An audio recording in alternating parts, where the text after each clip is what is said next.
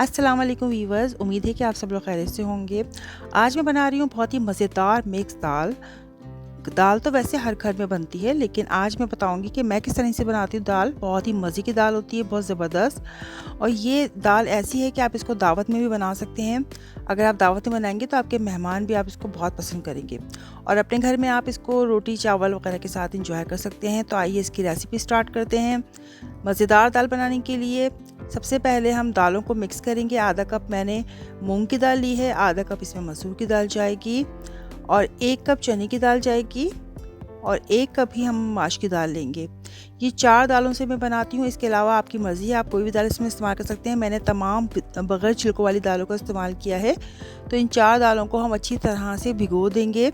मैंने तकरीबन 3 से 4 दफ़ा इसको धोकर पानी डालकर इसको भिगो दिया है, और इसको तकरीबन हमने कम से कम 1 घंटा भिगोना है, और ज़्यादा से ज़्यादा 2-3 घंटे आप भिगो सकते हैं। तो मैंने इसको 2 घंटे भिगोया था। 2 घंटे भिगोने के बाद आप देख सकते हैं कि ये दाल कैसी लगेगी। तो ये देखें कितनी अच्छी फूल गई है दाल, बहुत अच्छी सी भीग चुकी है दाल। अब हम इसकी मेकिंग स्टार्ट करते हैं। दाल को मैंने भगोने में डाल दिया है, और अब मैं इसमें इतना पानी डालूंगी कि दाल को मैं चूल्हे पर रख दूंगी इसको गलाने के लिए। तो तमाम दाल को हमने भगोने में अच्छी तरह डाल दिया है, और इसमें हमने पानी डाल दिया है बहुत सारा। पानी आपने कोशिश करना है कि एक ही दफ़ा डालें जितना आपने दाल में डालना है गलाने के लिए। बार बार पानी डालने से दाल गलने में प्रॉब्लम होती है। तो दाल को बनाने के कुछ तरीक़े, कुछ टिप्स होती हैं जो मैं आपसे शेयर करूंगी। इसको मैंने तेज़ आंच पर दाल को रख दिया था पानी डालकर। अभी आप देख सकते हैं इसमें झाग आ गए हैं, इनको हम उतार लेंगे। तो इस झाग को रिमूव करना बहुत ज़रूरी है, क्योंकि ये हमारी सेहत के लिए नुकसानदेह होते हैं। तो दाल को पहले चूल्हे पर रख के एक बॉयल देना चाहिए। जब बॉयल आ जाए तो ये झाग सारे ऊपर आ जाते हैं, इनको हम रिमूव कर देंगे भगोने से। अब हमें जो भी मसाले इसमें डालने हैं वो डालेंगे। हाफ़ टी स्पून हल्दी डाल के मैं दाल को पकाऊंगी।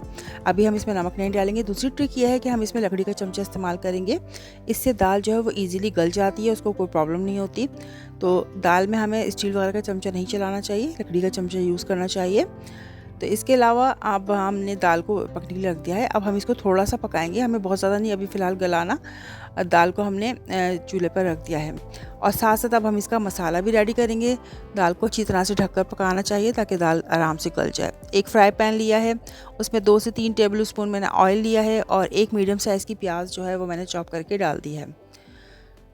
प्याज को हमने हल्का सा बिल्कुल कलर देना है, बहुत ज़्यादा कलर नहीं देना। उसको सॉफ्ट कर देंगे, और बिल्कुल जैसे ही इसमें हल्का सा कलर आएगा तो बस हमें वहाँ तक इसको पकाना है प्याज को।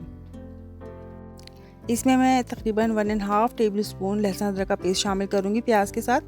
और लहसुन अदरक की पेस्ट को अब हमें अच्छी तरह से फ्राई करना है ताकि इसकी स्मेल ख़त्म हो जाए। तो लहसुन अदरक को हमें तकरीबन 1 से 1.5 मिनट तक मैंने इसको अच्छी तरह से फ्राई किया था ताकि इसकी जो स्मेल है वो ख़त्म हो जाए। अब हम इसमें तकरीबन 3 मीडियम साइज़ के टमाटर थे जो मैंने बारीक बारीक चॉप कर लिए थे, वो मैं इसमें डाल दूँगी। अब टमाटर को मिक्स किया है मैंने, इसमें हाफ़ टी स्पून दोबारा हल्दी डाली है। हल्दी दाल में हम डाल चुके हैं। 1 टेबल स्पून मैंने इसमें लाल मिर्च पाउडर डाला है, 1 टेबल स्पून नमक डाला है। तमाम मसाले टमाटर में डालने के बाद इसको अच्छी तरह से हम मिक्स कर लेंगे, और अब हम टमाटर को ढककर पकाएंगे 5 मिनट के लिए ताकि हमारे टमाटर सॉफ्ट हो जाए।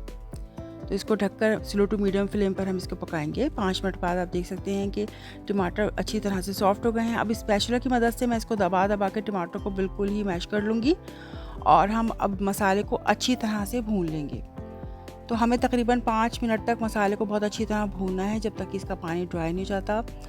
तो मसाला हमारा अच्छी तरह से रेडी हो गया है। अब मैंने चूल्हा ऑफ़ कर दिया है, और अब हम अपनी दाल को देखेंगे। ये हमारी दाल पक रही है। तो अभी ये कंप्लीट पकी नहीं है, अभी हाफ़ डन हुई है दाल। तो अभी ये दाल पक रही थी। अब हम इसमें जो मसाला हमने बनाया है वो हम मसाला इसमें शामिल कर देंगे। अब हम मसाला डाल के दाल को पकाएंगे। तो मसाला अच्छी तरह से मैंने मिक्स कर दिया जो बनाया था, और फ्राई पैन में जो मसाला था उसमें भी पानी डाल के थोड़ा सा पानी इसमें शामिल कर दिया है। अब हम भगोने को ढक देंगे और दाल को अच्छी तरह से पकाएंगे। अब हम इसको कुछ गरम मसाला मैं एक तैयार कर रही हूँ। तो मैंने बड़ी इलायची और ज़ीरा ले लिया है। इसके अलावा छोटी इलायची है, लौंग है कुछ, और काली मिर्च है। इसके अलावा दालचीनी की छोटी छोटी मैंने स्टिक ली हैं 2-3, और इसको अच्छी तरह से हम ड्राई रोस्ट कर लेंगे। तो तकरीबन मैंने 1 मिनट तक इसको ड्राई रोस्ट किया था स्लो फ्लेम पर, और जब इसमें अच्छी सी खुशबू आने लगी तो मैंने चूल्हा बंद कर दिया। अब इसको हम पीस कर रख लेंगे। तो व्यूवर्स, हमारी दाल तो रेडी हो गई है। दाल देखिए गल चुकी है, इसका टेक्सचर कितना ज़बरदस्त लग रहा है, बहुत ही मज़ेदार ज़बरदस्त सी दाल रेडी हुई है। अब मैंने इसमें कुछ हरा धनिया, हरी मिर्ची और अदरक काट ली थी, वो हम इसमें शामिल कर देंगे। कुछ हम बचा लेंगे गार्निशिंग के लिए, बाकी हम इसमें डाल देंगे। थोड़ी सी अदरक है, हरी मिर्ची मैंने काटी थी और ये हरा धनिया है। हरी मिर्ची इसमें बड़ी बड़ी डाली है मैंने, इसमें ज़्यादा मिर्ची नहीं होती, तो इसका टेस्ट बहुत अच्छा होता है। तो वो मैंने डाली हैं और हरा धनिया डाल के मिक्स कर दिया है। तो ये दाल हमारी रेडी हो गई है। अब हम इसका तड़का तैयार करेंगे, लेकिन अभी हमने गरम मसाला जो पीसा था वो हम इस पर डाल देंगे और वो भी हम इसमें मिक्स कर देंगे। तो दाल हमारी अच्छी थी, मज़ेदार सी दाल रेडी हो गई है। तो आप देख सकते हैं इसका लुक कितना ज़बरदस्त है, ये बहुत ही मज़ेदार दाल होती है। अब इसका तड़का रेडी करेंगे। अच्छा, तड़का जो है वो मैं देसी घी से रेडी कर रही हूँ, आप इसमें बनास्पति घी भी डाल सकते हैं, क्योंकि घी से इसमें इसका टेस्ट बहुत ज़बरदस्त होता है। तो कोशिश करिएगा कि आप घी से कुक करें। और मैंने इसमें एक छोटी मीडियम साइज़ की प्याज जो होती है वो मैंने इस पर डाली है स्लाइस करके तड़के के लिए। तकरीबन आधा कप मैंने देसी घी लिया है और उसमें एक मीडियम साइज़ की प्याज स्लाइस करके डाल दी है। अब हम प्याज को थोड़ा सा अच्छी तरह से फ्राई करेंगे, हल्का सा इसमें कलर आ जाए खूबसूरत सा। तो जब तक हमने प्याज को फ्राई करना है। प्याज में खूबसूरत से कलर आना शुरू हो गया है और मैं मुस्तकिल इसमें स्पैचुला चला रही हूँ। अब मैं इसमें 1 टीस्पून ज़ीरा डाल दूँगी और वो भी इसके साथ ही फ्राई करूँगी। इसका तड़का जो है वो बहुत ही इजी है और चाहें तो आप इसमें कड़ी पत्ता भी डाल सकते हैं, बहुत सी चीज़ डाल सकते हैं। मैंने इसमें गोल मिर्च डाली हैं थोड़ी सी, 6 से 7 गोल मिर्चें हम इसमें डालेंगे और दाल मैंने निकाल ली थी। अब हम दाल पर इसको बघार को लगा देंगे। तो ज़बरदस्त सी मज़ेदार सी तड़का वाली दाल हमारी रेडी है। और इसको अच्छी तरह से तड़के को फैलाने के बाद जो मैंने हरी मिर्ची, हरा धनिया और अदरक मैंने काटी थी, अब हम उससे इसको गार्निश कर लेंगे। तो अच्छी तरह से हम अपनी डिश को गार्निश कर लेंगे। और ये दाल इतनी मज़ेदार होती है कि आप इसको रोटी, चपाती, नान सबके साथ खा सकते हैं और चावलों के साथ तो ये बहुत ही मज़े की लगेगी। तो हम लोग इसको रोटी के साथ भी खाते हैं और चावल के साथ भी खाते हैं। और इसको अकेला तो खाया नहीं जाता, आपको तो पता है ना, जब दाल बनती है तो उसके साथ इसके लवाजमात भी तैयार किए जाते हैं। तो इसके साथ बनाया थी मज़ेदार सी सादी सैलेड और मज़ेदार सी लहसुन मिर्च की चटनी। इसके साथ इंस्टेंट कैरी का अचार जो मैंने लास्ट वीक आपको सिखाया था, इसका लिंक मैं डिस्क्रिप्शन बॉक्स में दे दूँगी। और इसके साथ मैंने रायता भी निकाला था। तो ये इसके लवाजमात थे जिसके साथ हमने इसको एंजॉय किया था। बहुत ही मज़ेदार ज़बरदस्त सी दाल बनी थी। यकीन करें आप इसको अगर मेहमानों के लिए भी बनाएंगे तो उनको भी ये दाल बहुत ही ज़्यादा पसंद आएगी। ये बहुत मज़ेदार सी दाल होती है और ये स्पेशली बनाई जाती है।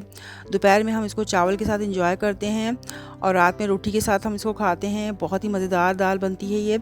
उम्मीद है कि आपको मेरी आज की ये रेसिपी पसंद आएगी। अगर आपको मेरी आज की रेसिपी पसंद आती है तो मेरी वीडियो को लाइक और कमेंट कीजिए, इसको अपने फ्रेंड्स और फैमिली में ज़रूर शेयर कीजिए। और जिन्होंने मेरा चैनल सब्सक्राइब नहीं किया है वो मेरे चैनल को सब्सक्राइब करें। इंशाल्लाह इसी तरह की मज़ेदार रेसिपीज़ के साथ हाजिर होती रहूँगी। जब तक के लिए अल्लाह निगहबान।